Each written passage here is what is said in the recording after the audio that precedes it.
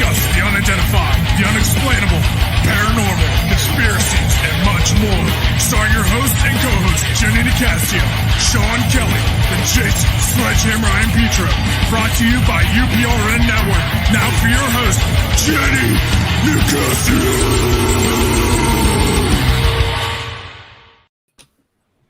Oh, wow. Torture Tuesday. Good evening, everybody. Welcome to Chasing Prophecy Radio, where we discuss everything outside of the scope of normal on this fabulous Torture Tuesday. Yes. Yes. How are you doing, Hello, Jason? Sean. Hello, Jason. Hello, Sean. How are you? How are you? Just hanging in there. Sweating to death, but hanging in there. We'll turn the air This conditioner weather's on. crazy here. It is. I got a fan on this time. Put an air conditioner in. I was thinking about, you ever seen them little small ones that where you throw it in the freezer and then you fill up with water and ice and it like kind of like you plug it in and it blows out cold air. I was thinking of getting one of those. Or you could get like a window air conditioner. Yeah, solve too loud, your too problem. loud, man. Too loud. You wouldn't be able to hear you. I wouldn't hear myself. But, Yeah. how are you doing with the heat? I'm a big guy, so terrible. Mm-hmm.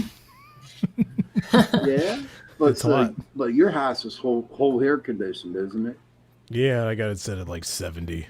You freeze when you come here. Oh, There's wow. there's your link, Sean. Yeah, I see the link. Yeah, we got.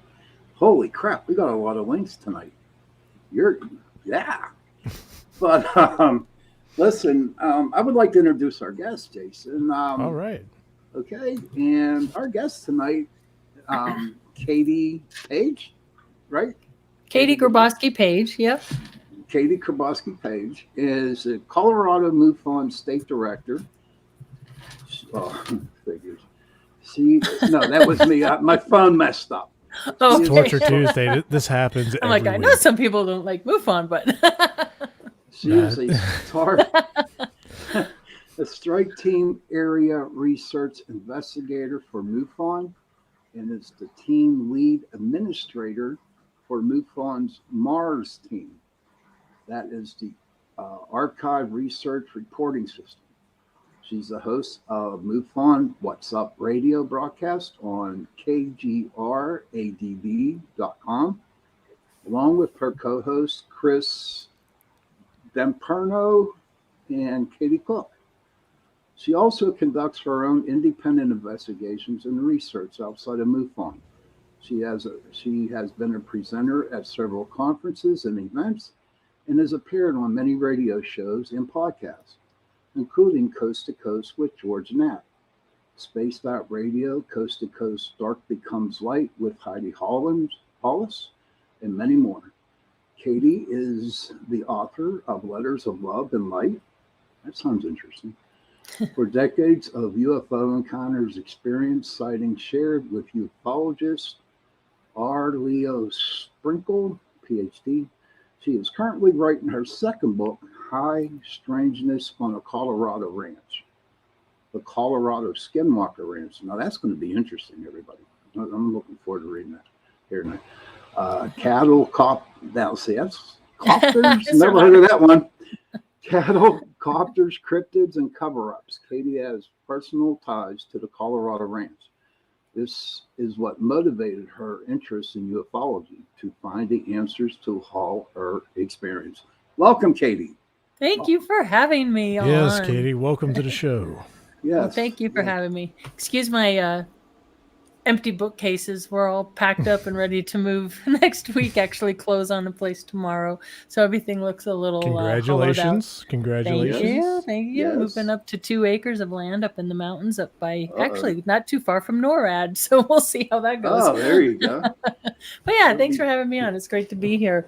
Yeah, I've been recent. I kind of started. I love paranormal too. I kind of started out in the ghost hunting world with Stanley Hotel and did the St. Augustine Lighthouse in Florida. The ghost hunters would put on those events, so I did some of those events with Tango and Steve and all that. And that was a lot of fun. That episode was my favorite ghost hunter episode of all time, where the shadows looking down the lighthouse like that. That was Nice, crazy. nice. But, I had a lot of paranormal stuff happen to me throughout my life, and I never really connected it to the UFO ranch that I spent time on as a young girl.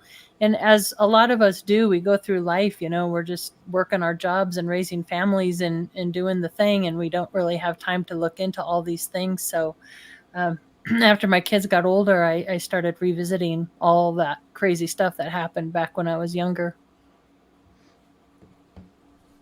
So what in your profile, I'm really interested on this ranch. Can you explain a little bit of that for us, please? Yeah, so basically, I was born in Illinois and moved out to Denver in Colorado in 1970.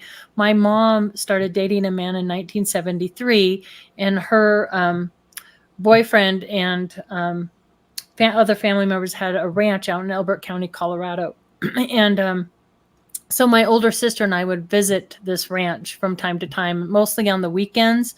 The two younger boys lived with us during the week. And attended the school district we were in. So I didn't live on this ranch property full time, but both my older sister and the family had a lot of unusual experiences there. And I never knew anybody knew anything about it. We were threatened and warned never to talk about it, all the things that were happening out there. So it was like this secret that my sister and I kept all these years. And it wasn't until 2013 when I bought the book Hunt for the Skinwalker, which is all about the Skinwalker Ranch in Utah, which, by the way, when back then, it really wasn't all that known. They didn't have a television show or anything like that. I just bought the book thinking it would have similarities to the stuff I experienced on the ranch in Colorado. And lo and behold, in the chapter Other Hotspots, I start reading about the ranch in my childhood. And in that book, I learned that Dr. Leo Sprinkle, PhD, was one of the investigators out there, along with John Durr, PhD, and who was a seismologist, and Peter Van Arsdale, PhD. And I quickly wrote Dr. Sprinkle a letter verifying that was indeed the ranch in my childhood. And he has an archives actually that's housed in Laramie, Wyoming, and it's only about a 2.5 hour drive to where I live from there. So I drove out there and got all the original documents. And it was there that I learned it just didn't affect our particular ranch property in Kiowa, Colorado, but actually the whole county itself, and even Elizabeth next door, all of Elbert County. And do you guys know of Linda Moulton Howe? Not really, no. not really, no. To be honest with you, no. Well, Linda Moulton Howe, if you ever watch Ancient Aliens or any UFO show, she's a really big name in ufology. And she actually got her start out there in Elbert County in Colorado as a journalist investigating the hundreds of cattle mutilations out there at the time. So we had the similarities. I don't know if you guys got the photos I sent you. I just resent them, so I don't know if you guys have them or not. But the Did you get the photos? But the similarities between the Colorado Ranch and the Skinwalker Ranch both have Native American connections. The Colorado Ranch is Cheyenne and Arapaho, and the Skinwalker is Ute and Navajo. Both have cattle mutilations, strange humming noises, multiple crafts and lights seen in the area, paranormal activity, disembodied voices, strange disappearing boxes, on and on and on. So we can kind of get into these one by one. But the Elbert County Ranch was known in the APRO reports, which was a precursor to, it was right around the time MUFON was put into action in 1969. It was APRO, and it was known as the Clearview Ranch. So if anybody wants to search the Clearview APRO reports, you can actually find them online and read them. And so it was known as Clearview. It was known as the capital close encounter hotspot of the United States at the time. Mutilations were almost occurring daily, so much so that people were armed with shotguns, by their front doors. You didn't go up to anybody's house at night. The Colorado Bureau of Investigations was aware of this. And through my 10 years of research on the property, I have found out that there was a huge military connection out there as well. NORAD was out there, the Colorado Air Force Academy, Camp Carson. So, my question always was, how much of this was military activity and Black access secret projects like MK Ultra, and how much of this was unknown paranormal activity? So that's what I've been researching for 10 years, just looking for answers. Wow, that and what in your research, what have you come up with? What is your whole theory on what's happening out there? We would love to hear Well, it. yeah, well, let me just read to you a couple of things that I found in the documents. So these are original documents, and I wish you had the photos so I could bring them up, because some of them are actually quite interesting. So I flew to Florida actually and interviewed the undersheriff at the time was Bill Waugh. And I flew out to Florida and interviewed Bill's widow, Jean, and his son, Keith, and did an extensive interview with them. And Bill Waugh, the undersheriff, had handwritten notes that I found in Dr. Leo Sprinkle's folders, and it said, Bill Waugh, undersheriffs, wanted to talk to somebody. He has seen ships going into the ground, mutilations being done. Doesn't want to talk because he didn't want the stigma for the town. Credentials were an important factor.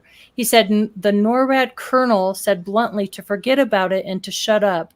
And the Air Force head had a directive to handle both the UFOs and the Bigfoots that were seen out in that area.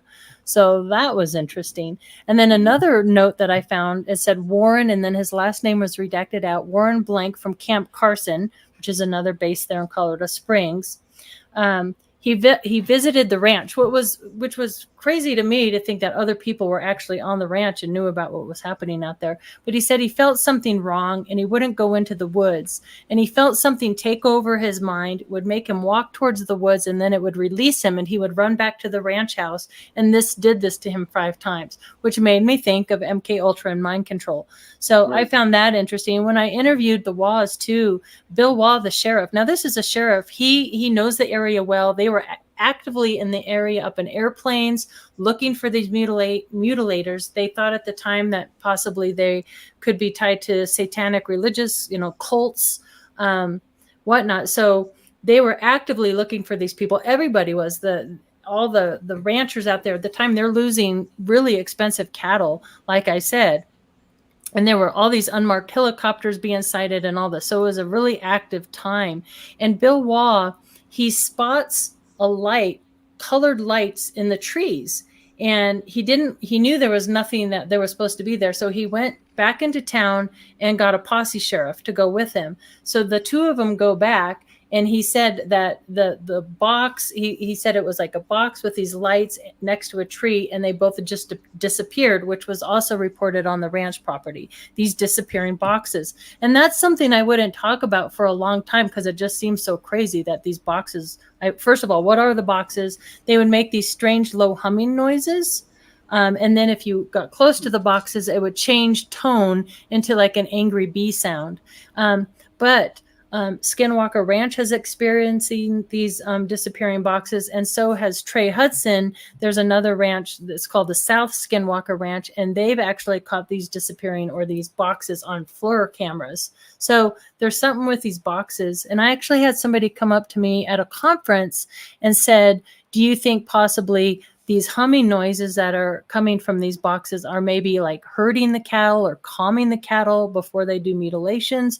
I don't know. I thought it was kind of a good theory because something that ranchers would talk about when I'd interview the different ranchers that have lost cattle to mutilations is that the pastures where the mutilations were occurring the cattle were really huddled together and really calm, but the cattle in adjoining pastures were all freaked out and going crazy. So I thought that was an interesting theory. But these mysterious helicopters that were seen out there were also, and this wasn't just happening in the state of Colorado. It was all through the Midwest. We're talking Montana, Wyoming, Colorado, Texas, Kansas, Nebraska, and these mysterious helicopters were seen out there as well. In fact, there was a great little booklet called The Choppers and the Choppers that statistically ran through all the data on these mysterious helicopters. I uncovered newspaper articles about these mysterious copters chasing people on the ranches and stuff. I'm like, what's up with that? So all sorts of just really crazy activity. And as I've been investigating this, I've talked to a few people. There's somebody known in ufology called Richard Doty, and he was a disinformation officer for the Air Force. If you've ever seen the movie Mirage Man, No. have you either? Okay, I recommend you guys watch that one because that really speaks to disinformation that gets out out there in the world of UFOs and ufology. And why are they doing that? What is the narrative there? And I asked him if he was aware of the Elbert County property, and he said yes, that he was. So that was really surprising to me. And he, in fact, was the one who told me to go ahead and send the FOIA request to Kirkland Air Force Base on the 2 interceptors that had crashed out there. So in Dr. Sprinkle's files, there was a report that 2 A-7D interceptors out of Buckley Air Force Base actually crashed in pursuit of a UFO. And I was like, holy cow, you've got to be kidding me. Certainly there must be information if 2 interceptors crashed. And I found the newspaper article, found the date and time of this crash, sent a FOIA request to Kirkland, and got a big, thick stack back. And it was super interesting because in there, one of the causes of the crash, it said that supposedly it was an instructor and a student that flew at night over civilian houses with 255 live rounds of ammunition, which is highly unusual. Typically that doesn't happen.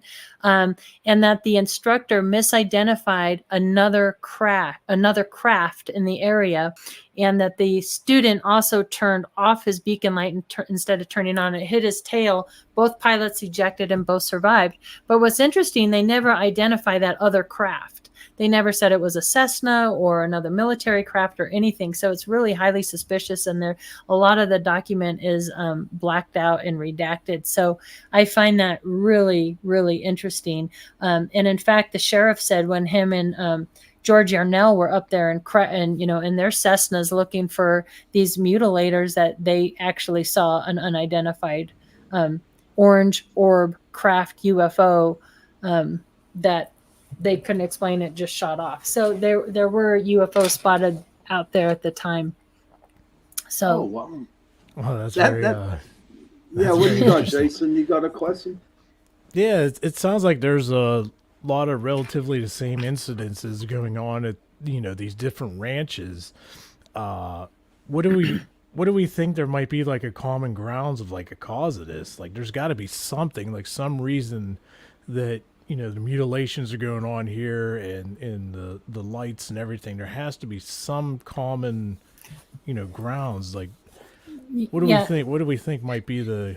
Yeah, I think there's a few different theories out there that we're looking at. One thing that I did, if you go on the internet and you can look at the magnetic map of the United States, so it's where you can see if something's highly magnetic, the areas. And so I checked. There's also a place in Missouri called Marley Woods. So I checked Marley Woods, Bradshaw Ranch in Arizona, the Blind Frog Ranch in Utah, the Skinwalker Ranch in Utah, the Colorado Ranch in Elbert County.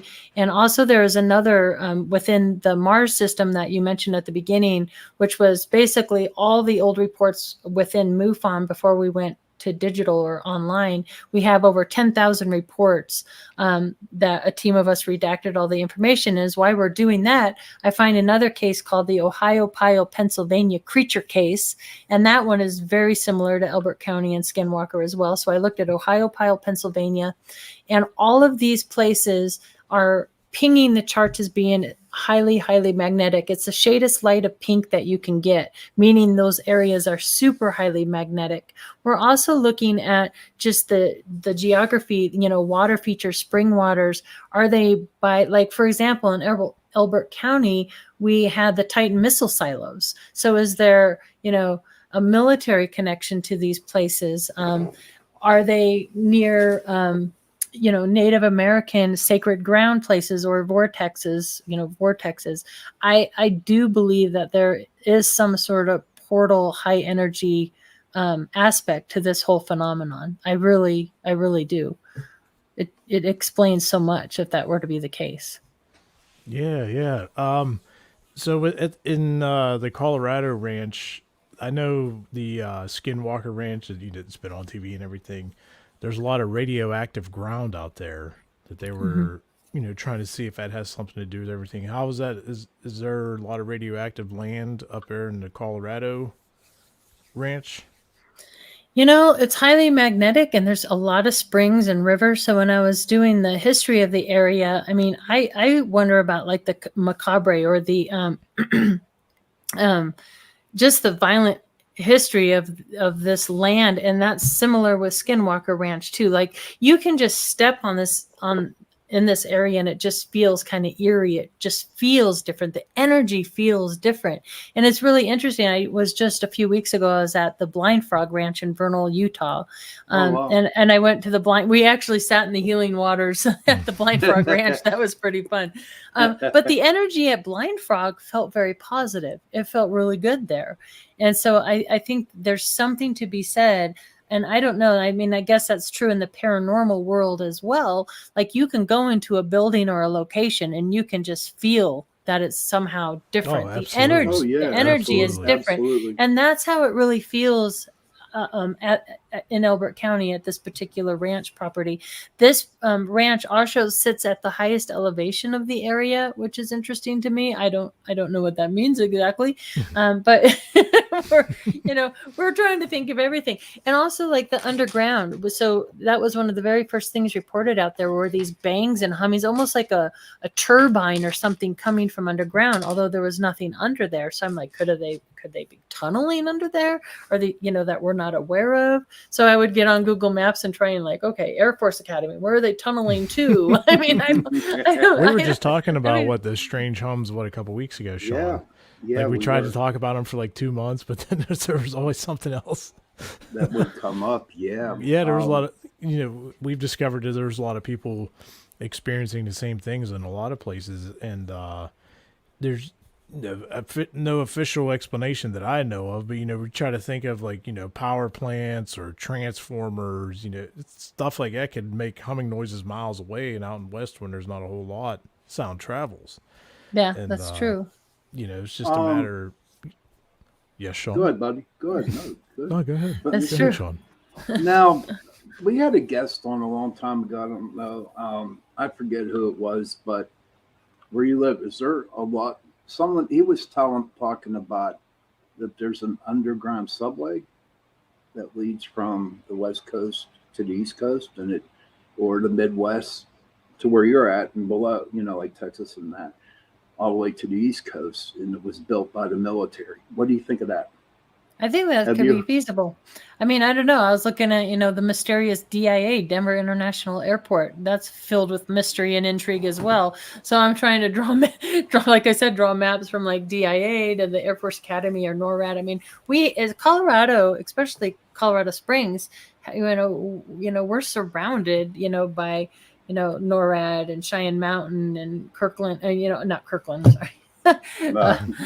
Fort Carson, Camp Carson, and and Buttes as one of the biggest helicopter facilities. So I'm always thinking this has to be connected to that somehow. And like I said, I believe that it is, but I believe they were out there trying to figure out what this unusual activity was. So, and so another thing that's controversial, but we'll go there, is the Bigfoot that we're seeing out there. And when I was little, they called them white fuzzies because they were like white and gray.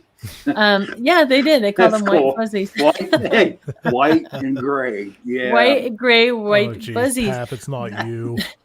But they were seen around the barn house. They actually, in the reports that I uncovered, they said they got hair samples and casted some, big prints and everything. I want to know what happened to all that. But these Sasquatch beings or Bigfoot, how I know that Bigfoot Sasquatch, were connected to the craft that we're seeing out there. So, okay. And I know some people are like, no, Bigfoot's not connected to UFOs, but in this case, at this particular ranch, they were.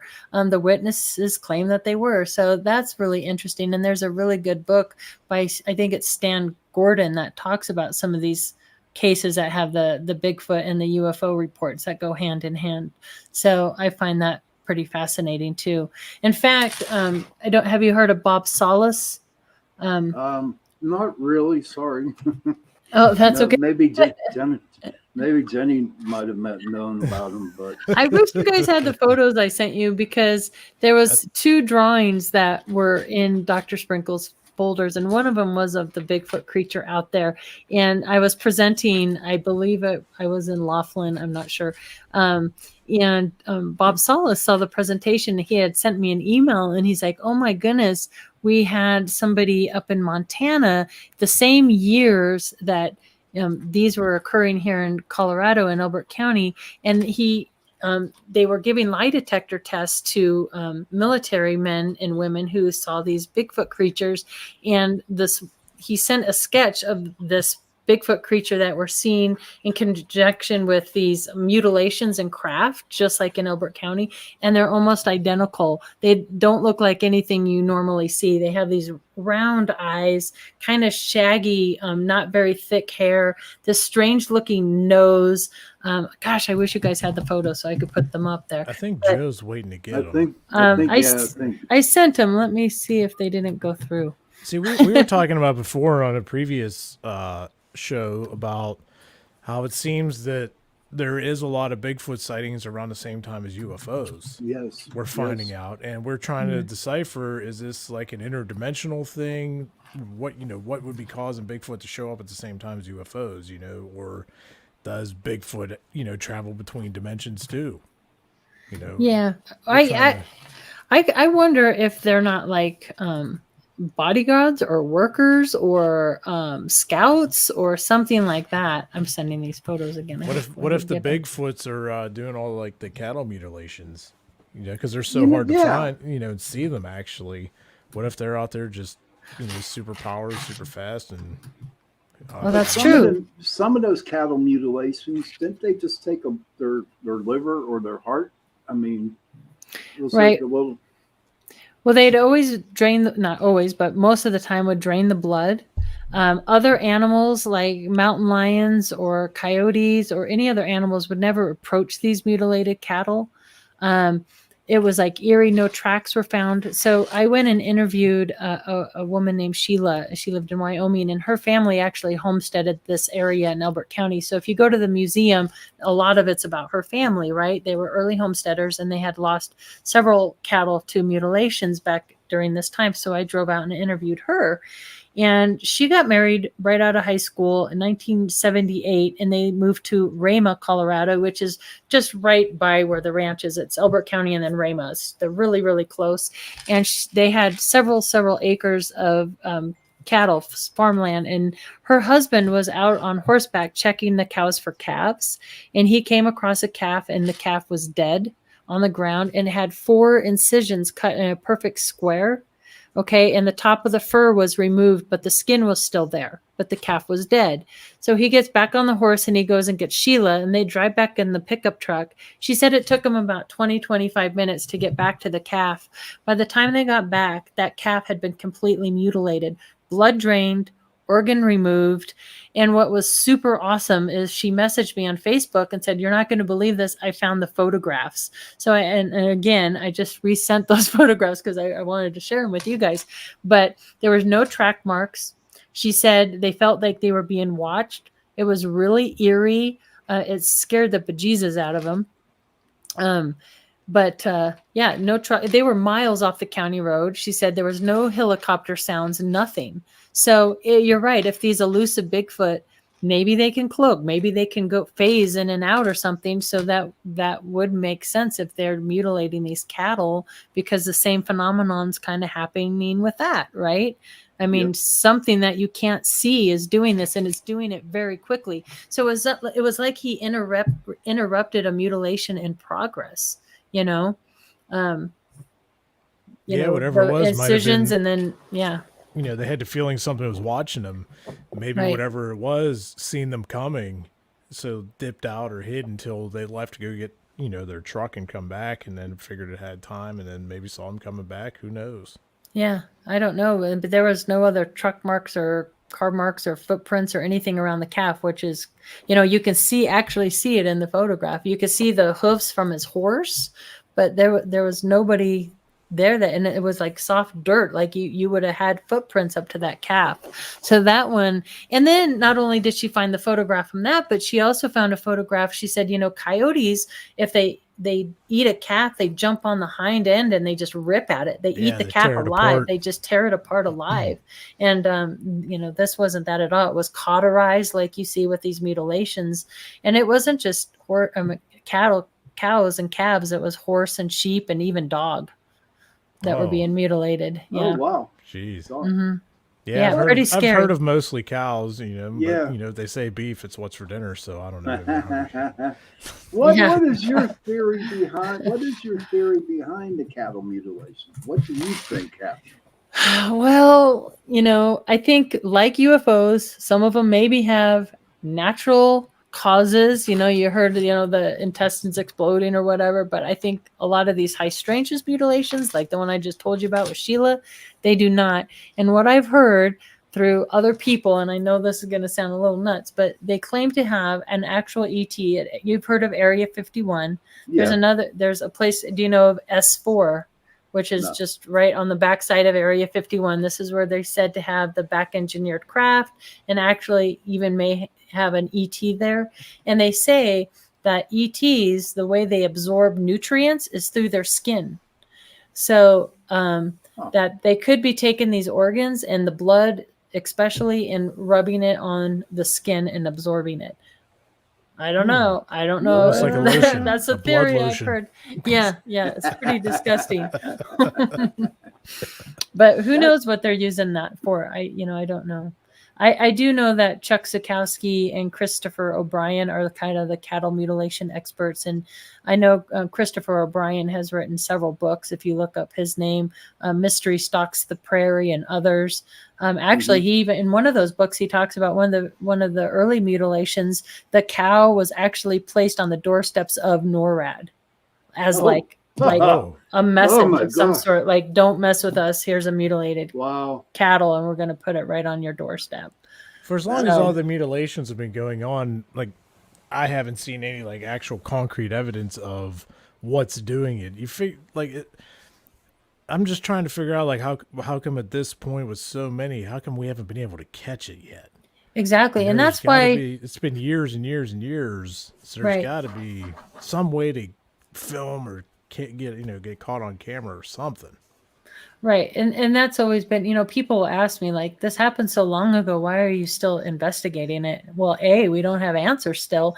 And I also get asked often if these mutilations are still occurring. Now, obviously, they're not occurring to the degree they were for that period of time, but we are still, a matter of fact, when I went to interview Sheila, her family is still well connected with a lot of these Midwest ranchers. And she actually said, look, just a few weeks ago, here's a mutilated cow, but the ranchers don't report them. A, they don't want the stigma. Two, they know this has been going on for decades and nothing happens. They don't get any answers to this mystery. So they just don't even report it anymore. Every now and again, MUFON will get a cattle mutilation case, but it's really rare because they just don't report it. They write it off on their taxes and cut the losses and go on. But to me, it's still ongoing and it's still unsolved. So, and you're right, back in the day, people, I found newspaper articles where they were offering $10,000 rewards to catch these, the mutilators, and they never caught anybody. Yeah, they never caught anybody. So, I don't know. It's pretty scary. Have you ever seen an alien before? No, I have not seen an alien. However, they were reports. So John and the oldest son and the neighbor lady all reported seeing ETs on the land out there. In fact, there was a sketch of one in particular ET that was spotted out on the land. And gosh darn it, I wish he had those photos. I just resent them, so I hope he gets them this time. They're in a zip folder, so he has to extract them all if he gets them. Because there's so many of them. Joe, did you get them, buddy? We'll get, Anyway, but I'll describe it to you, and I'm all packed up, so I can't even show it up on the thing. Oh wait, no, I don't have it. But the ET, you typically see an alien with these big almond eyes. These were bigger than our eyes, but like maybe twice the size of our eyes, but not like the typical alien eyes. They had these tubes that came out, wrinkles around the mouth, wrinkles on the forehead. And just very unusual looking. And I didn't put them out anywhere. I didn't share them with anybody because I never had seen anything quite like it before. And so interestingly enough, a couple years later, I had a guest speaker come talk for Colorado MUFON. His name's Sean Bartok, and he had written a book called Flashbacks. And he was talking about his very similar experiences on his property, very much like Skinwalker Ranch in Elbert County. Come to find out, his property was literally 14 miles away from the ranch property. And I'm sitting there in the third row watching his presentation, and up pops drawings that he drew of the ETs that were seen on his property. And you couldn't get any more close. I mean, they were almost identical to one another with the tubes. It's interesting though, one of his pictures, it shows the tubes in the neck, and he said those tubes actually came out just like in the drawing from our, so it almost looked like AI, like a AI being. And then the other ETs that were reported being on that property were like a Nordic type. And in the reports that I got from Dr. Sprinkles, it said those two ETs were in conflict with one another. Something was going on between these two races of beings, and we were in their way. Just like, don't mind us, and we won't mind you. The Crips and the Bloods, yeah. Yeah, sort of. Jeez. Yeah. It's true. It's true. So I never witnessed them personally with my own eyes, but I did have a really terrifying night, my sister and I had some physical effects after I got home because we lived about an hour away from the ranch property. So my sister and I and the three boys were all hanging out. I believe it was the boys' mother's birthday. They were up playing board games, and all of a sudden that humming noise started up, that and all the power in the house went out. And so, when you're young kids, you're like, oh my God, flashlights, candles. And at that time, the brightest white light you ever saw came through the window. Okay. And that's when the disembodied electrical voice gave us that warning. We have allowed you to remain. Your friends will be instructed to remain silent concerning us. Oh, it was terrifying. And there was no power in the house, yet this booming voice was everywhere. Could that have been the military trying to scare us? Yes, it could have been. I still am not sure about that. But that night when I got home, I actually went paralyzed. I couldn't talk for a good few minutes, and then had my first really bad migraine headache and suffered migraine headaches after that, along with shadow figures in my room. They'd often come in 2 or 3s, these tall shadow figures. So I never slept alone after that. We moved the bed up against the wall. You check the closet, you check under the bed. I slept with Big Sister. Yeah, because it was the boogeyman. That's what it was. It was these tall shadow figures, and they peep around, the doorways, and I also had an encounter with a basketball-sized blue orb. And I kind of always separated the paranormal stuff and the UFO stuff until skinwalkers at the Pentagon started talking about this hitchhiker phenomenon that they get at Skinwalker Ranch. And they have had the same encounters with these blue orbs, these same blue basketball-sized orbs, and the shadow figures. And they seem to follow people home. When you go to these high strangeness locations, they will sometimes follow you back to your home. So they call them hitchhikers, which is a good book, by the way. If you want to read a good book, Skinwalkers at the Pentagon is a really good one. Wow. I wonder if those orbs are just trying to see what's going on, or figure out who you are or what your intentions were, kind of thing, or just getting attached. Yeah, they almost feel like they're monitoring or watching in some sort of sense. I had a witness to that. Actually, my encounter with the blue orb was quite interesting. I'm so happy I journaled about it. So tip for all of you out there, and I'm sure you guys do this, but anytime something unusual happens to you, journal it, write it down, write the date, write the time, write what happens, because I was so happy that I did that, because I had forgotten that my boys were small, they were younger at the time, and we had those, those bucket of Legos. I had a red bucket of Legos, and it was in my bedroom. Yeah. But the bucket tipped over in my room. That's what woke me up. The whole bucket of Legos tipped over. Okay. And that woke me up out of my sleep.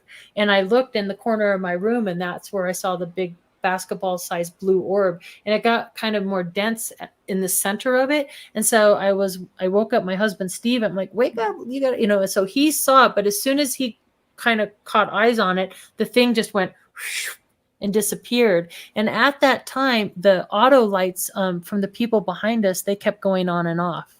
So that was really strange.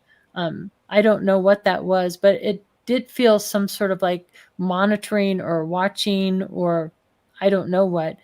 Sean, do you think that Yeah. might be something more paranormal, or do you think that might be more towards UFOs? I think that's more paranormal. You Mhm. know, when you mention blue orb, to me, a blue orb is a very good orb. All right. Oh, So very angelic, I would have to oh, say. I hope You so. know, but oh, no doubt you're still around, aren't you? Yeah. No, I've heard that some people say they're healing, that they're They are very blue orbs healing. healing, and others have said that they're not. So, it's that same kind of thing. Well, which is it? I don't know. I don't know. Well, at least you're here talking to us now. But yeah, no, it's amazing because I'm glad you brought that up, Jason, asking about that. I always wonder, are the angels actually protecting us from the aliens? What do you think?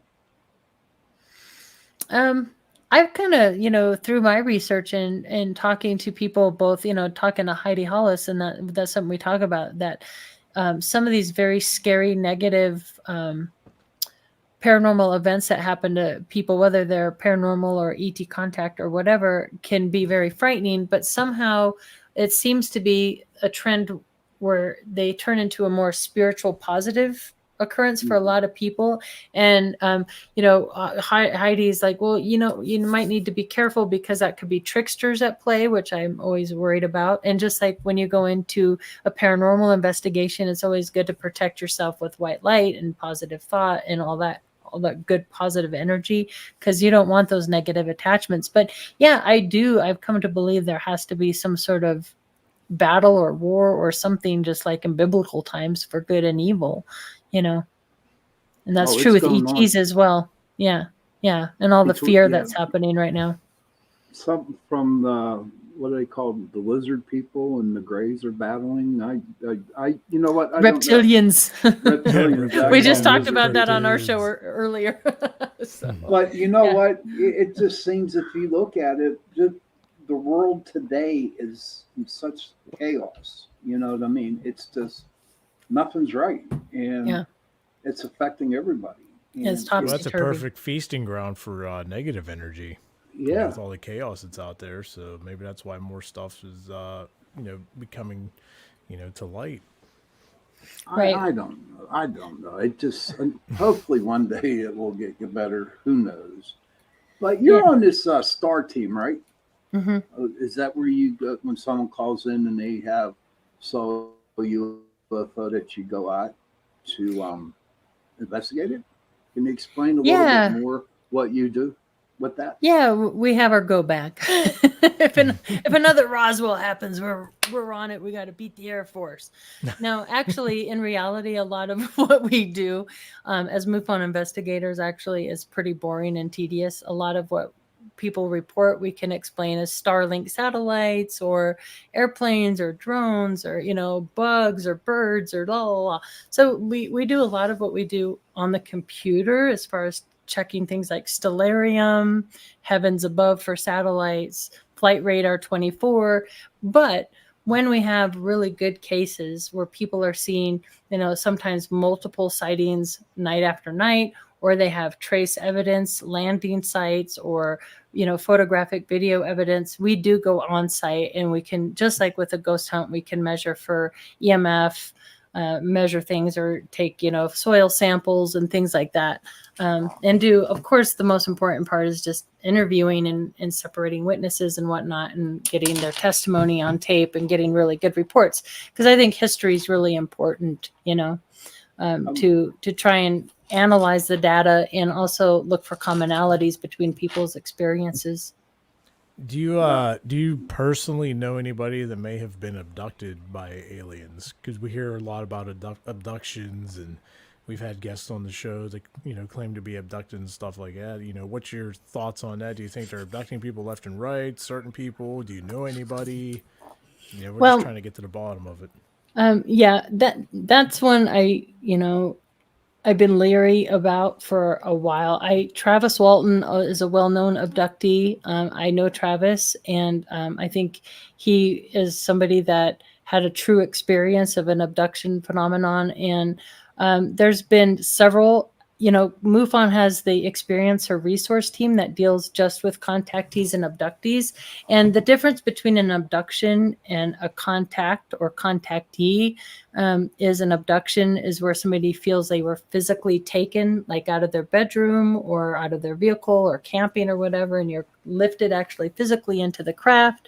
And a contactee is more of this mind-to-mind communication through lucid dreaming, or people who channel the ETs, people who could call in or believe they can call in craft, and they just have this kind of contactee connection. I believe both. It's taken me years to get there, but I do believe both are occurring. And I believe that oftentimes it'll start in childhood, and then they'll follow or monitor, maybe just like with the cattle. I think that a lot of it is generational in families, maybe different bloodlines, different family lines. So typically, if you're talking to a contactee and an abductee, oftentimes somebody else in the family will have similar experiences. That's what I have found. So yeah, I think it's ongoing, and it seems to be ramping up. Something, like you said, something's going on, just like with the congressional hearings with, UFOs and, the Navy coming forward in 2017. Like, why is this happening now? That this is all kind of coming out. See, I was in the Navy, and I was on the carrier, and I look at the videos that the Navy released or the government released, and when I heard the pilots talk, laughing and joking, I'm thinking, no, go get it. You know what I mean? They had it locked. They could have shot the sucker down, but they didn't. You know what I mean? Well, they said they're too fast. Well, thank you for your service, first of all. But does that speak to you that maybe they knew what it was? Yeah. I think interesting. Honestly, yeah, I really believe that. I believe that Navy being part of the government, are like hush hush on the situation. You know what I mean? I know for a fact that Air Force pilots usually spot UFOs, but when they come in and land, they're not allowed to talk about it. You know what I mean? They can get in a lot of trouble if they start speaking out about the UFOs that they witnessed. But but how times are changing and everything's all over the internet now, and everything is instant pictures and people posting stuff. Maybe that's why it seems like it's coming more to the forefront. Because we have the internet in the palm of our hands on cell phones and everything. Back in the day, they didn't. I mean, that's kind of my take on it. I think a couple things could be happening. I think, like you said, because we're all so vocal now in public, and there's so many podcasts, and we're all talking to one another finally through this platform, it's sort of like having a snowball go downhill that they can't control. So they're trying to control the narrative because more truth is going to come out, and it's slowly dripping out through all of us, not them. Or my other hypothesis could possibly be that they're trying to project a false narrative. Like lately, everything you hear, is threat. It's a threat. Now, is that to get funding? And they can't get funding through the government unless it's a threat? Because so far, other than the poor cattle, I don't know how much of a threat they really are. Obviously, we don't want people flying around in our airspace that we don't know. I mean, there's been some near misses of aircraft and stuff. So I get it to a degree, but I'm just highly suspicious, of why now and what are they trying to do. And the most frightening thing that came out of the congressional hearings for me was when they were talking about control and can they actually prosecute people for trying to put out information that they don't believe, like they want to censor what you're able to talk about. Censorship. Censoring contactees, censoring witnesses. Like, we can't censor people. If they have an experience, they need to be free to talk about it. So that kind of scared me. Like, what do you mean? This is America. We're not censoring what people are saying. We do have free speech too. We do. That's, but it's so mind-boggling that the government is just keeping everything hush hush, and that's for the last 3 years, like we were talking before the show. I'm just like so confused. Why can't they just share it? What is so important about the aliens that the government's hiding? Yeah, it was also shocking to me too that they didn't know the historical data. I mean, maybe it's shocking to me because I'm so steeped in it that I know, about them shutting down our nuclear warheads and that. But that's pretty important. You would think they would know about that. In fact, I can't believe that they don't know about that. So they're just not being forthcoming or forthright with it all. So I don't know what the end game is here, but it certainly seems like something's up. And I also wonder like why the Navy is coming forward and the Air Force is remaining hush hush. And going back to the ranch and all my research on the ranch, I really think the Air Force is steeped in these black access secret programs and projects. I mean, there's over 150 of them that we're aware of. And so I think there's liability at stake for the Air Force. They have so much that they've covered up through the decades that they can't come clean right now because there's just too much, That's what I think. Jason? What do you think? So I got a couple thoughts. One, are they keeping it hush hush because they think it might cause a mass hysteria? A lot of people think about it. A lot of people would probably freak out, and War of the Worlds kind of status, with aliens.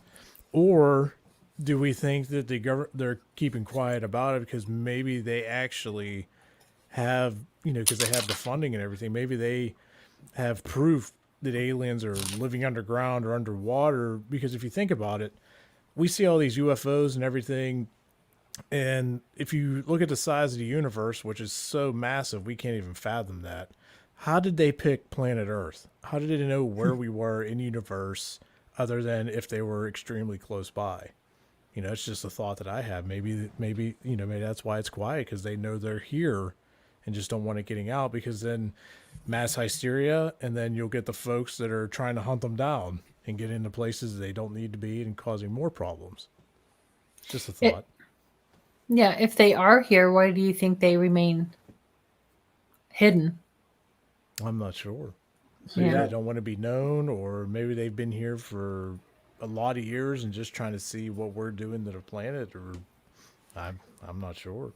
Yeah. I mean, I look at it like this. If there was an alien attack, we got 30 seconds and we're done. You know what I mean? How would there be sort of be hysteria, but would be all gone, would be zapped out. I really believe that they would have done it already. There's no reason for them to hold back. Now, correct me if I'm wrong. When Area 51, whenever that started, when that flying saucer got down, was down, isn't it like about 3 or 4 years later, microwaves started to come into play?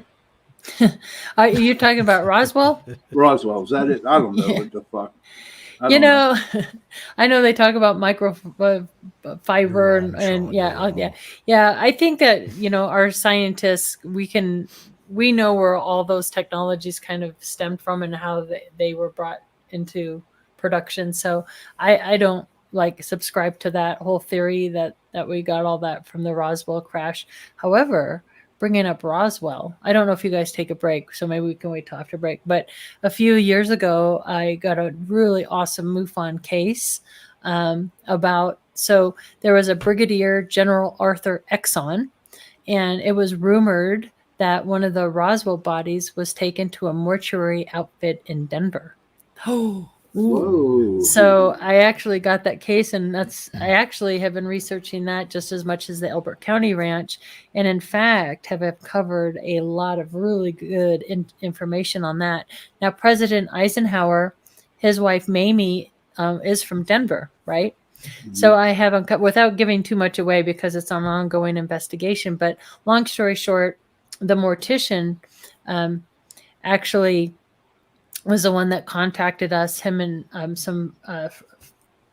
they're out of California. Her father was best friends, and they both worked at the mortuary together. And this body sat, where they store the chairs. this vault sat in the corner of this room down in the basement of this mortuary for decades, and he didn't think there was a body in there, and finally inquired about it, and turns out there was a judge who had a hold on this body, and curiosity got the best of him, so he pulled his caper and he went in the middle of the night and opened the vault, and he was shocked to see a child-sized casket in there with a body that it was a child-sized body under 7 layers of formaldehyde cloth.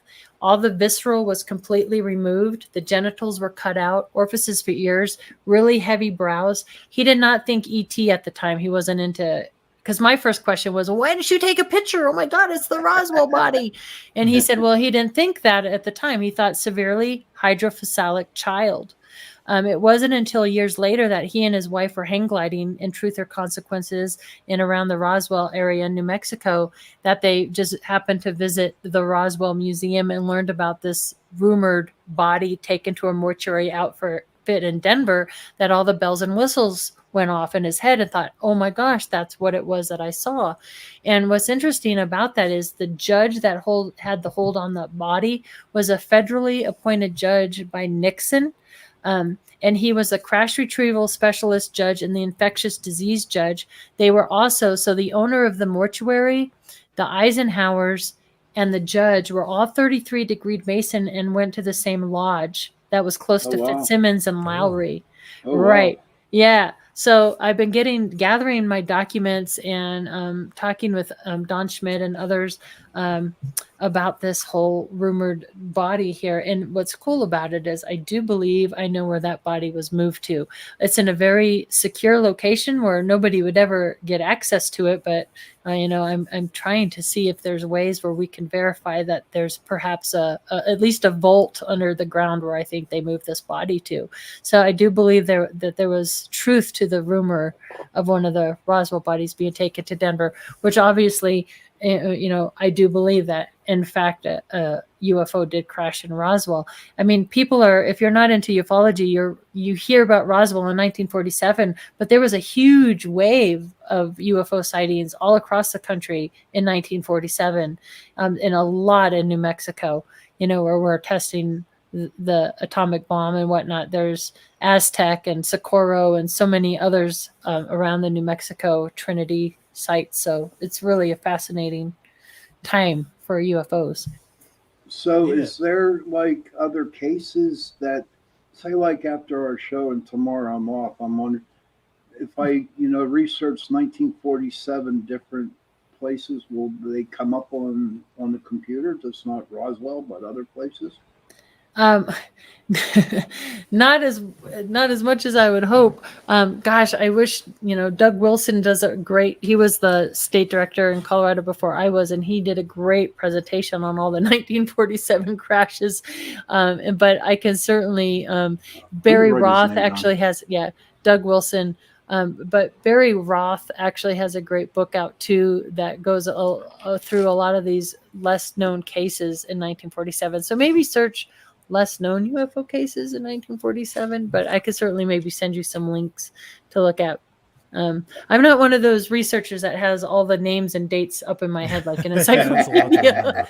Hey, some of these guys, I'm just like blown away that they can remember all these. Oh yeah, it's General. Blah, blah, blah, blah. I'm like, what? Anyway, so we've heard before that a lot of people that end up getting abducted by aliens seem to have something in common of having a rare blood type.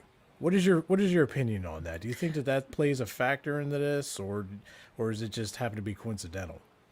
Well, I asked that question a lot to other people. I think it was Nick Redford that did the Bloodlines of the Gods, who talks about the Rh negative factor. Is it the Basque people? They say the Rh negative is a mutation, right, of our genome. So yes, there's a higher percentage of people with Rh negative. But it's still only, I want to say, I just talked to Kathleen Martin about this, and I want to say she threw out somewhere like 37% or something like that. Don't quote me exactly. But so a higher percentage are Rh negative, but certainly the vast majority are not, right? So So I don't know. It's interesting I have noticed just through all the years of interviewing contactees and abductees and even witnesses, or a lot of times people that have ET contact, they become very spiritual, or they'll become psychic, or more just intuitively aware, sensitive, maybe precognitive. A lot of them go on to be healers or whatnot. And it's interesting because I do notice an overwhelmingly amount of people that I talk to anyway will have green eyes, blue eyes, maybe Irish descent. So I have noticed that just from my own personal talking with people. Okay. Sean, didn't you say that you got abducted a long time ago from having some rare blood? I could have sworn I remember you saying that on one of our shows. When I was with Joe, I was talking to him, and I don't know, Jason, honest to God, because all I know is that I was sleeping, this big bright light came in on me. Mm-hmm. But at that time, when we first started, hi, Joe. But once we started about aliens in this show here, I was confused. It took me a long time to understand the RH factor. Something about O negative blood, that's something. But no, I don't know if I was or not, to be honest with you. All I know is that my eyes were closed, and I just saw this real bright light, and that maybe I was. I don't know. Did you have your pineapple shirt on? Oh, God, no. No, I didn't have my pineapple shirt. Not at all. Hey, Joe, how are you, buddy?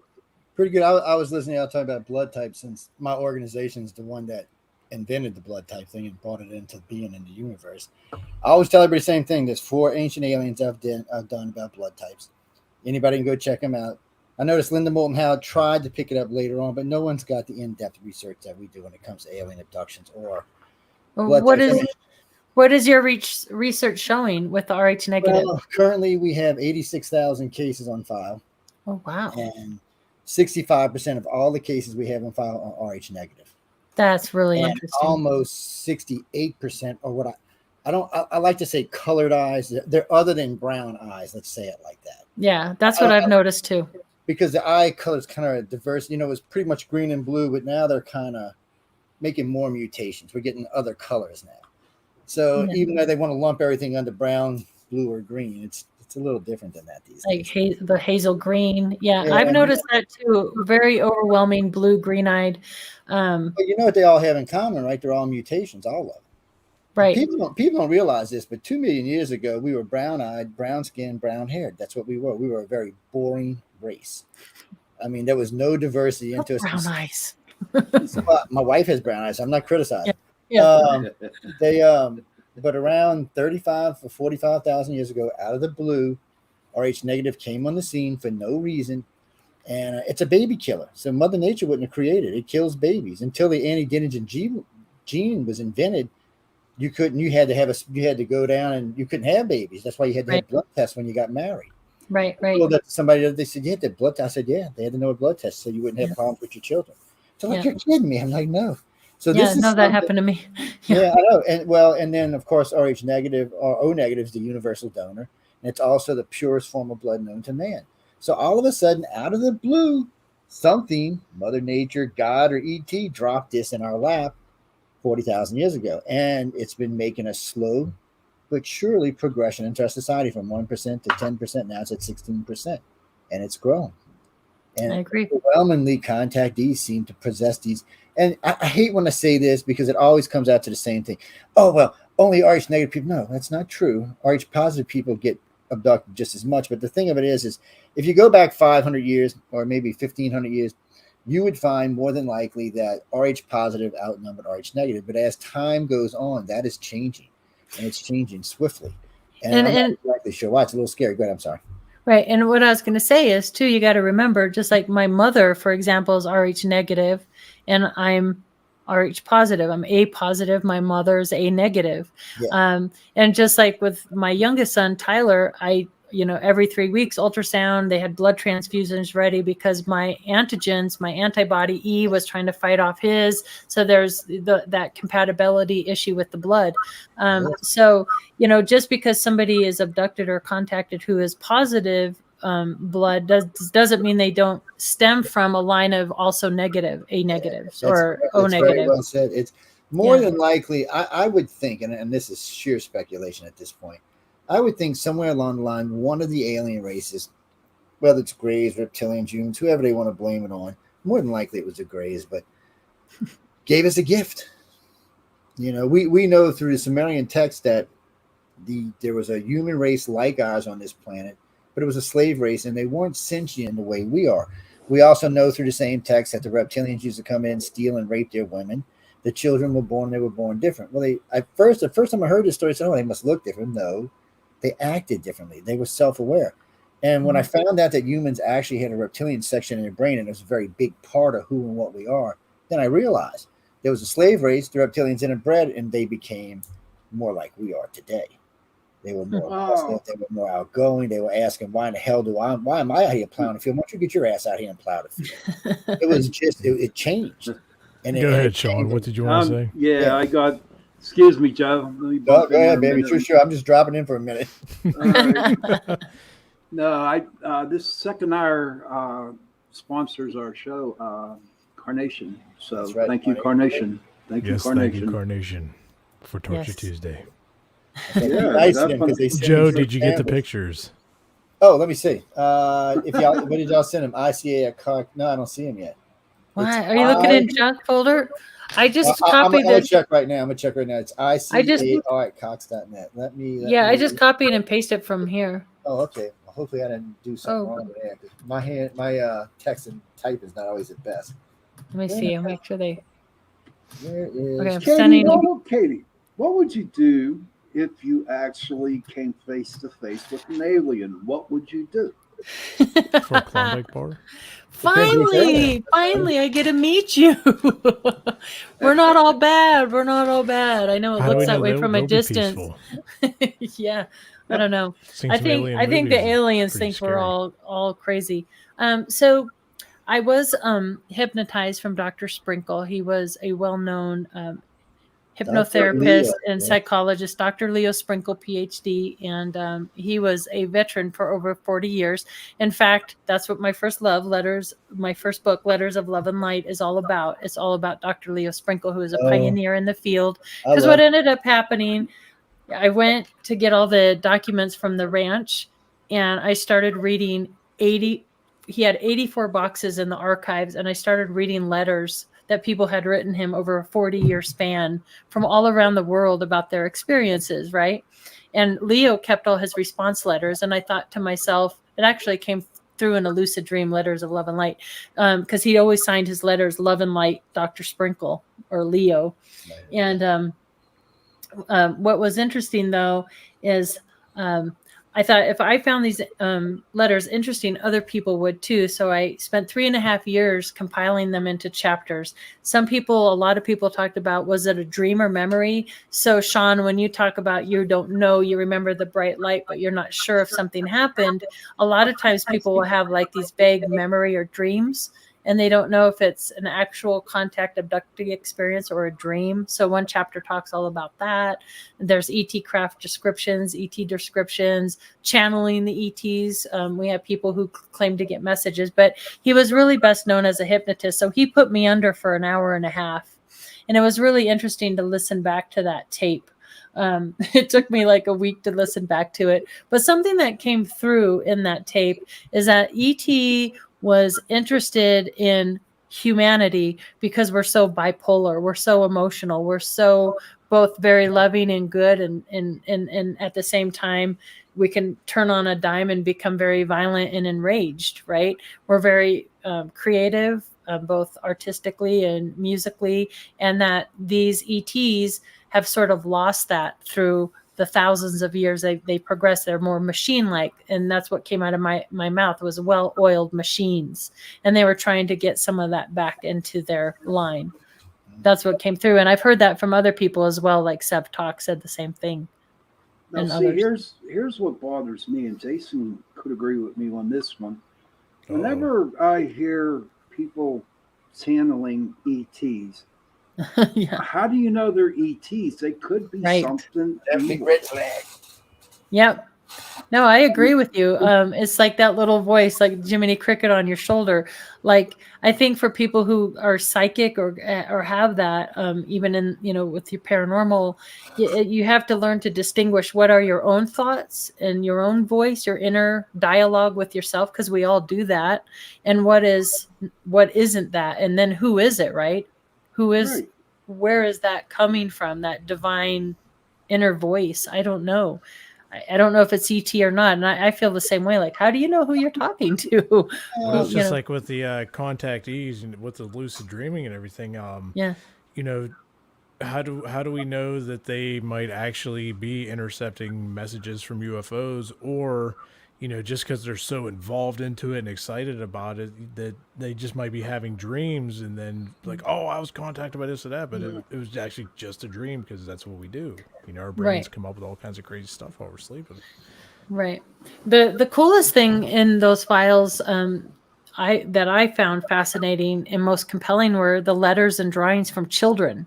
And of course, you got to remember, this is coming like in the 60s, the 70s, and the 80s, before computers, before, you could have a kid in, New York and a kid in California, and they're drawing very similar type things or talking about similar experiences in these letters. And I'm like, now that's pretty compelling to me, because, they're not so easily swayed by the things that adults are, or, movies and TVs and fantasy.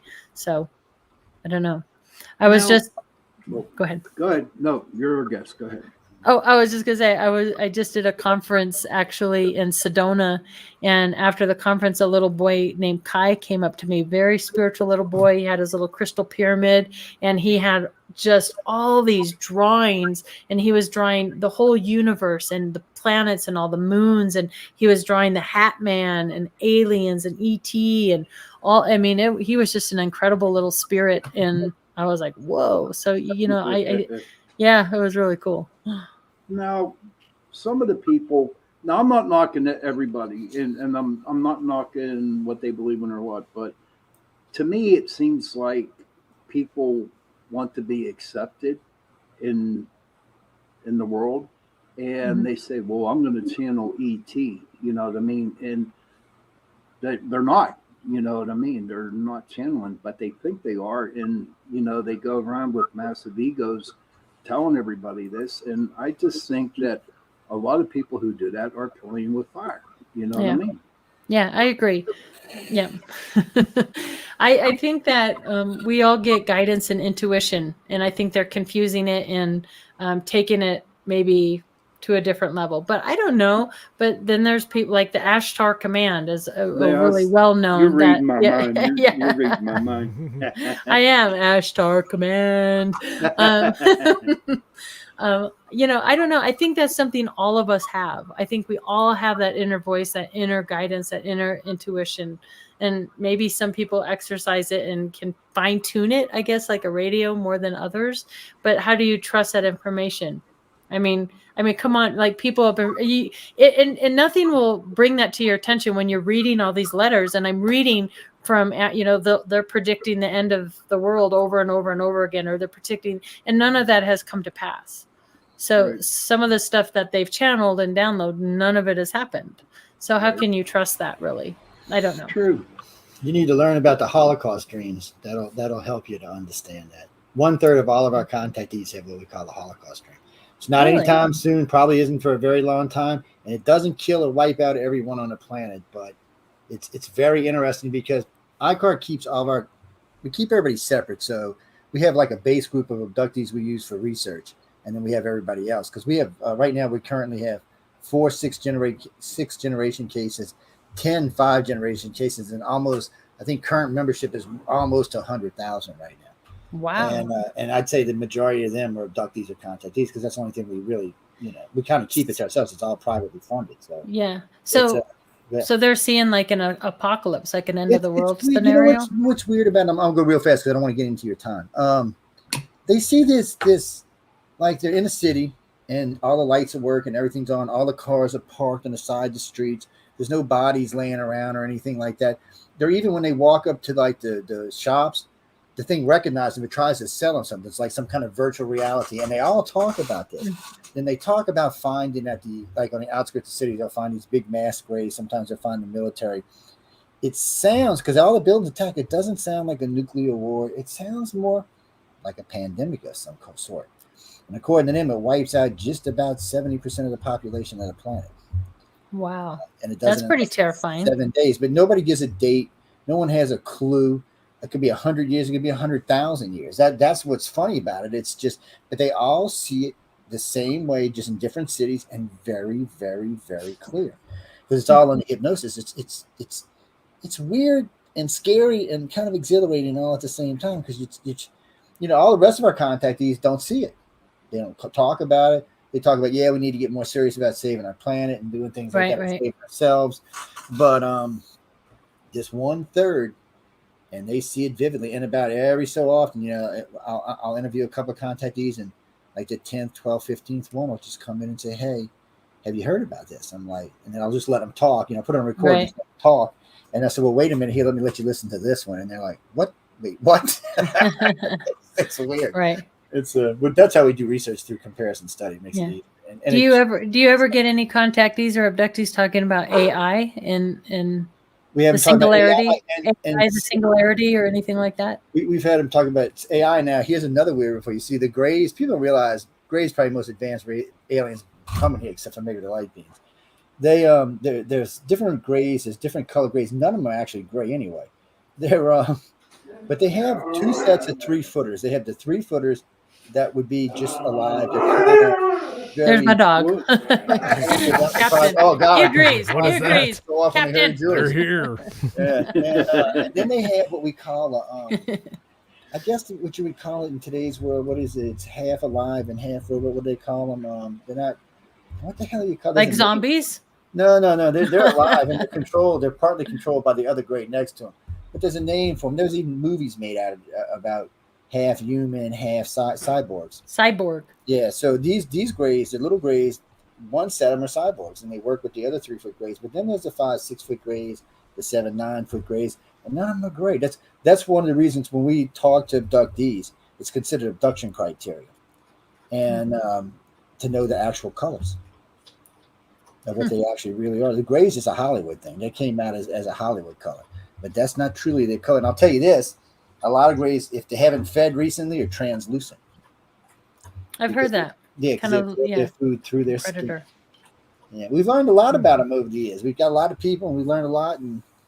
But still, I know when I first came into this, I was always looking for the blue ones. I'm like, where are the blue ones? Because that's what the Greys really are. Well, like I'm not blue, exactly like what color blue the Greys are, because I don't want to get a bunch of almost like that blue in Jay's background of that clock. Like it's an off blue. Like, it's very similar to that, but a little lighter. I always get the sense that it's a blue that people haven't actually seen before, but it is a blue. So they try to describe it. I've heard people call it cobalt blue, electric blue. It's strange, but that's the real colors. Yeah, like the blue avian. And then if they, like I said, if they haven't fed, sometimes they'll be a little more translucent. But there's 2 other colors of them too that serve different purposes. Right. We learned a lot over the last 35 years, but God, every time I learn something, it opens up another 25 pieces I need to learn. I'm like, what? That's the trick with this whole topic is the more you know, the more questions you have. And I feel like it's so frustrating. I mean, typically when all my books are here, I have thousands of books, and it's like you have to reinvent the wheel. That's why I'm so excited for, I want smart computers to have access to all our history and all our data so they could start figuring out and asking these questions that we're all trying to. It takes us years and years and years to read and get caught up on all this stuff when a computer could probably do it, pretty quickly, and run this data through. So I'm for all digitizing and getting these big databases in one central location, which David Marler is doing in New Mexico. He has all a CUFOS and NICAP and Project Blue Book, and he's acquiring more and more, collections as time goes on, and he's digitizing all these things. So we have more data to pull from, because that's where we're going to find answers. What do you think of Project Bluebeam? Bluebeam? What is Bluebeam? That's where they put holographic up in the air, and you know, they were supposed to. Me and Jenny talked about that, to where they put holograms up in the air, in the sky. Yeah, they were doing a lot of that for a while as a fake alien invasion. Have you Is ever this heard something? of Is this something that's supposed to be coming, or is this? They keep talking about it's going to happen, but it has not happened yet. Well, I don't know. I mean, I have heard that there could be a fake alien invasion in planning, and we're all being set up for that. That's where the whole threat narrative is coming from and all that. I just don't see that happening. I don't know. Why would you want to invade this boring ass planet? Yeah. I mean, really, why would you? I mean, if you're an alien coming here, you're looking at this like, do I really want to even mess with these humans? Come on, this is hazardous to my health. Yeah, it would be. But during your research, right, have you ever gone down a lot of rabbit holes? Many, yeah. I mean, yeah. Just look at the Elbert County. Did it drive your marriage like crazy? Is your husband supportive, or I mean, could there have been a divorce or a separation at one point in time? Was you doing all that? No, I'm just wondering, because I know that some paranormal investigators, you know, they're so engrossed and so in tune with it that they don't know the reality that's all around them. And I was just asking, you know, how bad did it get for you? Well, I'm going through that right now, but he's very supportive. I'm going through a divorce now, but he was always very supportive of the paranormal. In fact, he had his own encounter when he was a young kid, actually, and a missing time event. So that was interesting.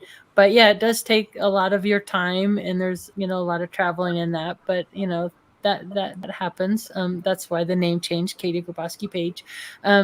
But yeah, it's all good. He also does something that takes a lot of time. So he races funny cars and dragster. So he's out doing his racing, and I'm investigating UFOs and the paranormal. So so yeah, you know, it's all good. Yeah.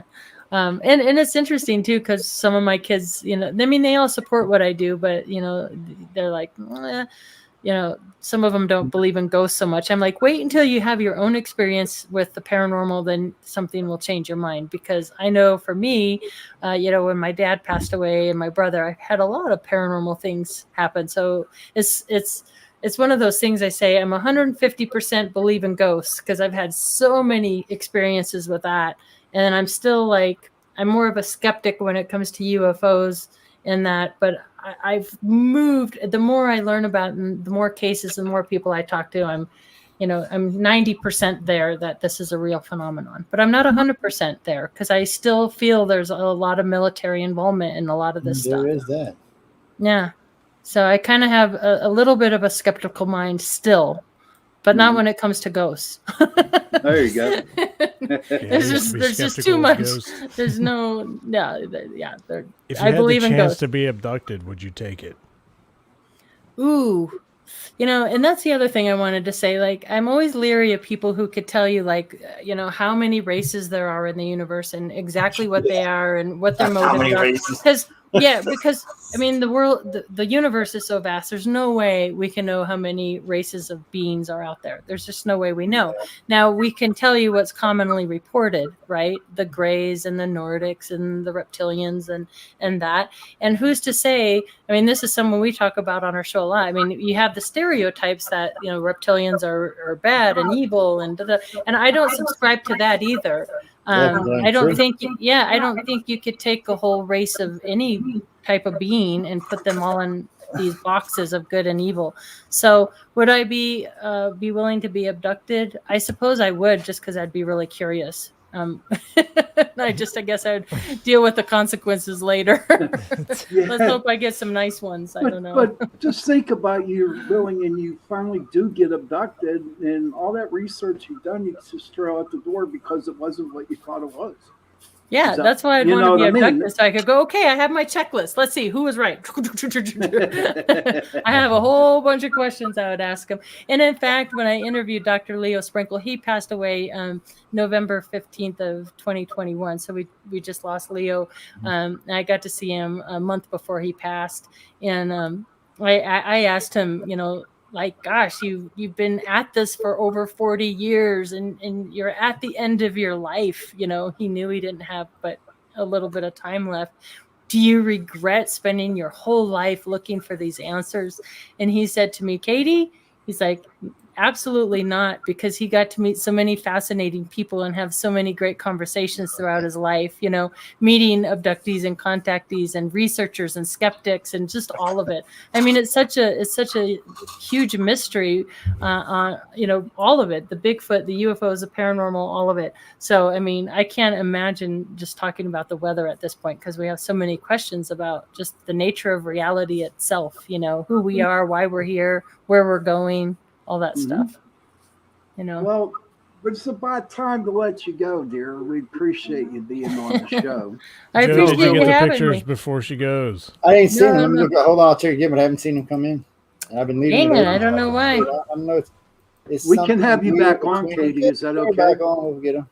Yeah, I'll still keep an eye absolutely. out for him, though. If they come in, I'll just put them in a folder. I'll put your name on and put them in a folder. Yeah, because I'm sure Jenny would love to be here while you're here too, because she would be definitely fascinated with it. But what's coming up for you, and how can people get a hold of you? You could go to my website. I always have upcoming events there at Katie, Katie, Griboski, Griboski.com. Let's see, I leave for Phoenix on Thursday, so I'll be speaking in Phoenix. So I'm looking forward to that. I'll be headed to Roswell for the 4th of July. I'll be at that event there. And you can find me on Facebook as well.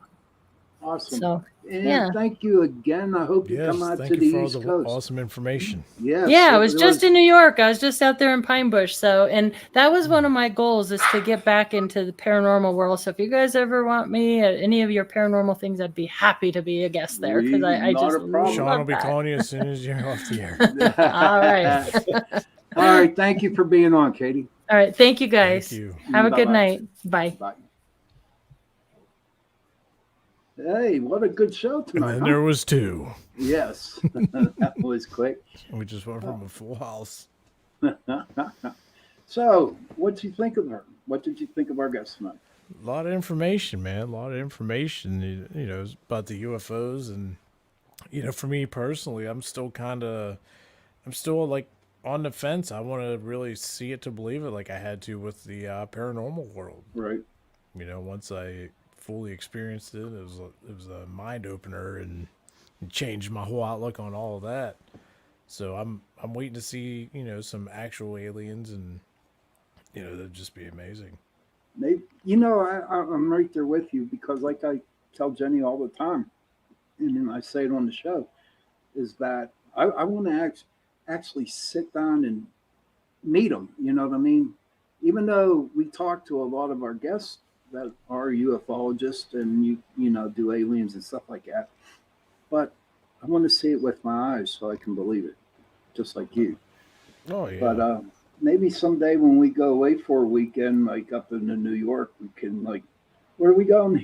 What's the name of that house? Hinsdale House. I know. Yes. I don't know why I keep saying Hillman, but there's a bunch of woods out there in the back, and that just seems to fascinate me. But maybe we should just take a ride up to Westmoreland County and see if we can find any Bigfoot or aliens or UFOs, something different. What do you think? Well, we've had I forget who it was. One of our previous guests was talking about UFO sightings out on Route 119 in Connellsville, and with my job, I travel that road actually a lot. You know, several times a week, through Connellsville. That's, you know, right in the heart of it. And, you know, every time I go through there, I'm always looking like, am I going to see something? You know, I think they said the most recent one was, I think, in October of last year. Right. I'm not sure. And it's like, okay, what time of the day was it? Where exactly was it? Because maybe I was on the road at that time and I just didn't see it. Right. You know, so But Yeah. So have you, like, that's a good question to ask you. Being on the road, like you said, on 119 or any other place, have you ever experienced anything like, you know, how you get whenever we go investigate a house? Do you ever get like that kind of feeling when you're driving your truck and you're in Connellsville or Brownsville, whatever? Have you ever ridden in a roll-off truck or semi? Semi one time. That was it. All I can say is bouncy, bouncy, bouncy.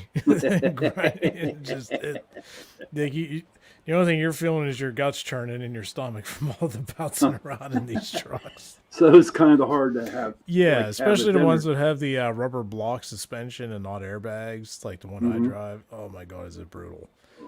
You know, I'm going to need some new kidneys probably pretty soon. But this, you know, as far as doing my job, no, I haven't really, you know, been on the road and be, you know, because I'm just focused on, you know, being safe and watching all the crazy drivers around me. They, you know, causing, you know, could cause potential accidents or whatever. Right.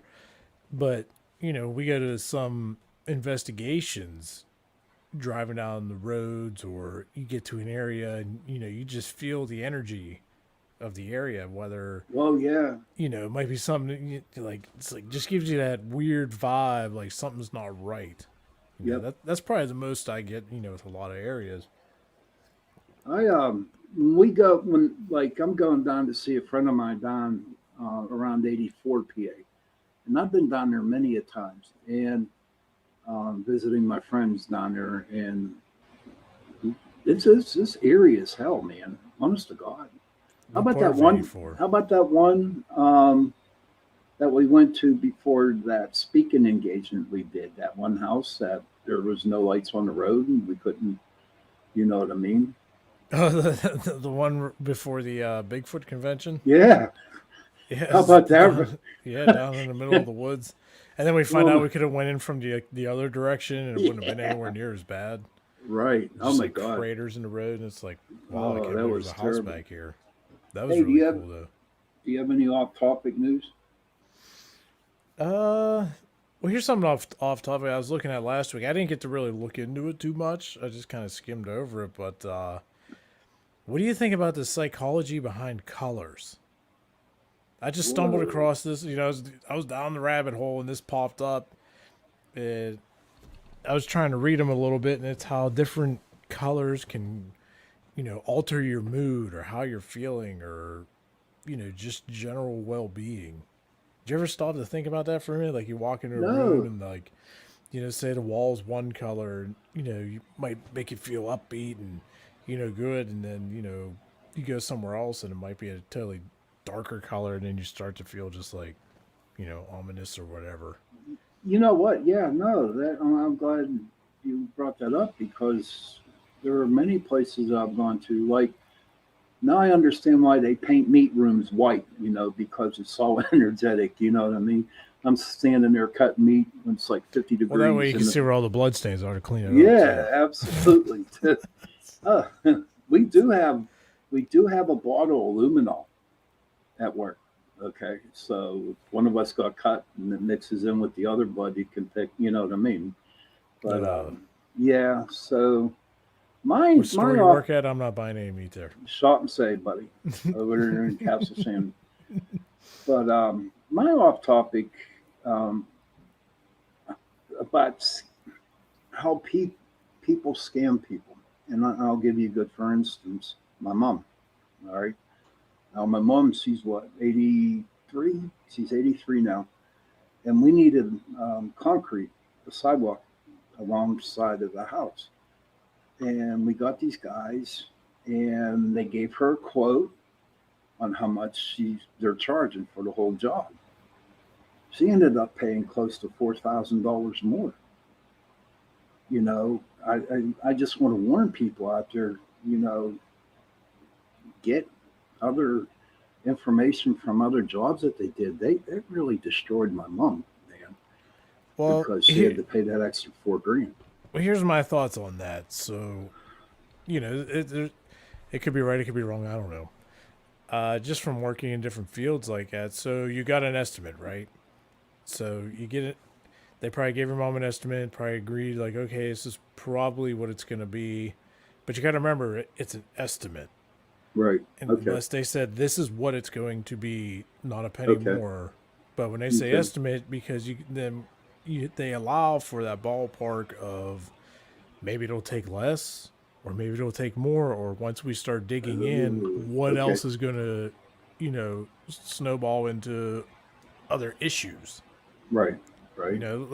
Like if you're getting your house worked on and you're remodeling a room, you get an estimate for that. It's going to be $10,000 to do whatever you're doing, Mm-hmm. and then they start tearing floor up and find you had leaky water. Now they got to rip stuff out that wasn't supposed to. Then what you get the call like, hey, it's going to be another $4,000 or $5,000, and you're like, what? What do you mean? You told me this, told me that. Right. So now I do know there are a lot of scammers out there, so that you do have to be careful. So it's always good to read reviews and do your research, get multiple estimates from different companies. Maybe somebody referred you to somebody that's trustworthy. That's the best route to take. Right. But so you just gotta be careful. But it's not unheard of with big projects. Be like, hey, we need this much more of this because we ran into that. So I don't know. The sad thing about the whole deal was I'm going to have to take a video after it rains. See, the people who did the sidewalk before, the water was running toward the house. You know what I mean? Yeah. It wasn't running away from the house. And we had a lot of structural damage because of the water going in. And this guy was supposed to even, take it to the other side, but he didn't. He, when it rained the other day, there was a big puddle right by the house. He did it wrong. Do you know what I mean? He did it wrong. And I just, I feel bad for my mom. You know what I mean? So please listen to what Jason had to say. Trust somebody. Go out and get pictures and, get different information about that. But you know what? We got 4 minutes left, brother. So 4 what's on your minutes? mind? Yeah. Oh, what's on my mind? I got a long day ahead of me tomorrow. Got to head out of town for some weld work, so that'll be fun. How long you gonna be gone today? It's usually like a day or two. Mm-hmm. Nothing crazy, but Oh, hopefully it's not a hard job for you to do. Well, I think there's like a bunch of units that I'll be working on, and so it's gonna be Thursday's gonna be a hammer down kind of day. Okay. Hopefully, we'll get them all done. You just have a safe trip, dude. Really, have a safe trip. But maybe I'll keep my eyes open. You never know; you might see on the highway. Yeah. How about all those people out there saying that they see hitchhikers or people walking down the road? Well, look what happened to you and Russ up in Gettysburg when he caught that soldier. That picture. You know what I mean? Yeah. I mean, we were just driving around, and he was snapping pictures, and then he caught one. So, well, for me, I got my weekends tomorrow, so I'm off Wednesday and Thursday, and I gotta go see my friends. And my son had a job interview down in Columbus, and I'm hoping for that. You know what I mean? I hope he does pretty decent, but we'll see what happens. Yeah, that's we'll all. see how's the little dude doing, man. All I can say is terrible twos. Terrible twos on a Torture Tuesday. It wasn't as bad this time around. You know what I mean? But I would like to get her back on the show again with Jenny. Yeah, I'm sure Jenny would have a ton of questions. Oh yeah, absolutely. I mean, But listen, dude, I'm all out of things to say. Oh, no, how can you be out of things to say? You got your own show coming up. I know that's what. Yeah, you must be like we're on the same wavelength. Well, hey, real quick. So you, what was your determination last week when you were talking about is there a difference between Satan and Lucifer? What did you come up with? I honestly, yes, I do believe. I believe that somehow whoever wrote the Bible in the different books somehow mix it up automatically. The story of him being thrown out of heaven. My thing is that if God loved this dude so much, right? Okay, Yeah. he was the best angel at all, and I'm sure that angel felt the same way. You know what I mean? Mm-hmm. I'm sure there was a little. I just don't think about how that would happen to where Lucifer would go against God. I believe it was something else. It's because he wanted power. Yeah, that's true, but Greed. But here's the thing, and then I'll drop it after that. He's only mentioned one time in the Bible where Satan was mentioned like a dozen times. And if these people really believed that Lucifer was Satan, okay, then why not just put Lucifer in the place of Satan? Do you know what I mean? Yeah. Why change the word on it? So, but you know what? Interesting.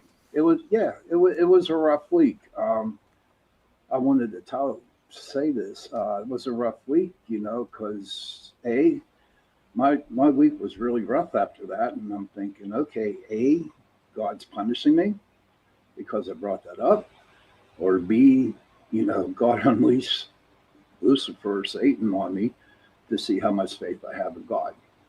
So. Well, that's probably why it's so hot in your room right now.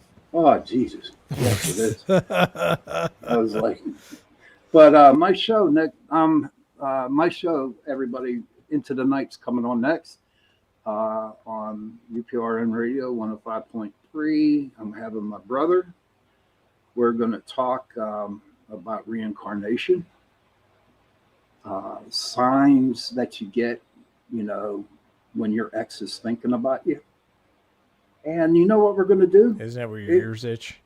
And you turn on the radio, and a song comes on the radio that was your first dance with your ex and all that. But me and him are going to talk about Pittsburghese. Oh boy! No, think about it, dude. And down there, pants and that. Down there and that, and slipping. Yeah, because I'm sure people who listen to our show, right, they're saying, where in the hell do they come from? Where are they from? Because of our accent and the shit we say. But listen, it was a good show, brother. Have a good one. And yes, thank you. Thank you for everybody for tuning in on Chasing Prophecy on this fabulous Torture Tuesday. And we will see everybody next week. See you next week, guys. All right, Joe, we're done.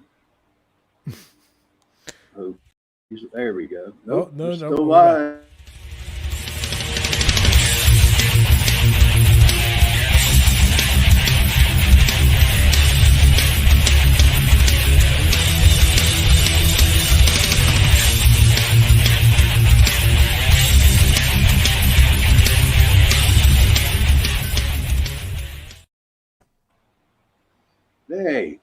Hey, we're still live. We're still live.